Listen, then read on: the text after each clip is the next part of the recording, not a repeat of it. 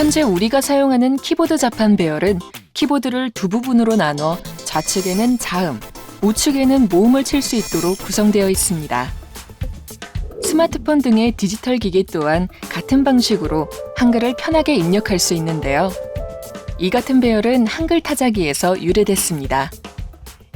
한글 컴퓨터 키보드의 전신이자 한글 기계화의 효시인 한글 타자기. 이것은 미국에서 상용화된 영문 타자기에 한글을 이식하는 방식으로 처음 등장하였습니다. 한글은 표음 문자로 한정된 수의 자음과 모음으로 구성되어 있기에 같은 표음 문자 체계를 사용하는 로마자 타자기 자판에 적용하기 쉬운 특성을 갖습니다. 한편 한자를 사용하는 중국과 일본의 상황은 어땠을까요? 중국은 한자로 타자기를 만드는 데 어려움을 겪었는데요. 그래서 고안된 것이 부수를 조합하여 한자를 찍는 독특한 기계였습니다.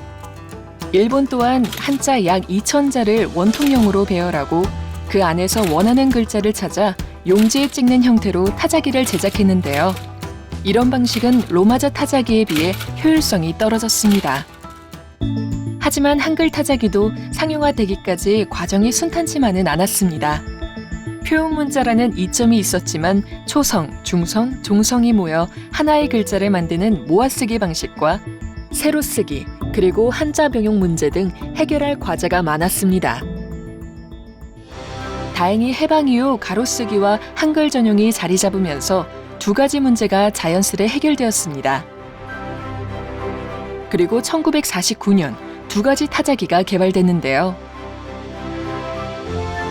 한국인 최초의 안과학 의학 박사 공병우 박사에 의해 개발된 세벌식 타자기.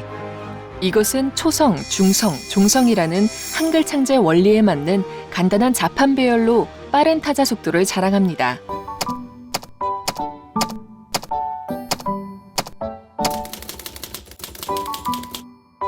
공병우 타자기는 1965년까지 무려 약 3만 대가 팔릴 정도로 한글 타자기의 대중화를 이끌었습니다.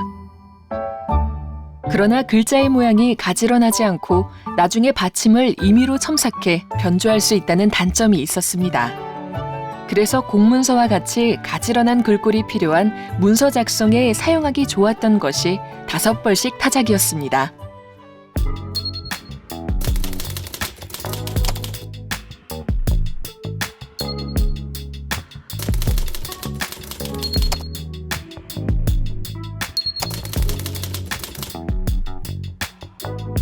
이처럼 초성자 2벌, 중성자 2벌, 종성자 1벌로 글자를 만들어내는 구조다 보니 타자 속도가 다소 느려도 글자는 반듯하고 예뻤습니다.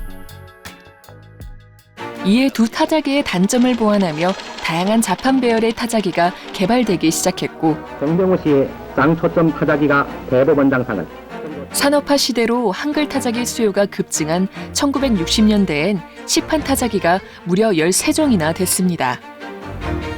과유불급, 타자기들이 서로 호환성이 없어 사용자의 불편을 초래했고 이를 해결하기 위해 1969년 정부가 나서 4벌씩 자판을 표준으로 확정합니다. 초성, 종성 자음이 1벌씩, 모음이 2벌인 4벌씩. 5벌씩보다 네모꼴 글자를 빨리 칠 수 있지만 3벌씩과 5벌씩의 단점을 개선하지 못했다는 평가를 받기도 했습니다. 그래서 타자기 표준 자판 확정 이후에도 논의는 계속 이어졌는데요. 마침 컴퓨터가 보급되면서 1983년 타자기용 4벌씩 표준 자판을 폐기하고 오늘날 우리가 쓰는 키보드의 한글 자판인 2벌씩 자판을 새 표준 자판으로 공표합니다. 수많은 발명가, 한글학자들의 치열했던 한글 타자기 개발 과정. 이러한 숨은 역사가 있었기에 한글 기계화가 가능했고 디지털 시대에 다양한 한글 생태계를 마련하는 데 밑거름이 됐습니다.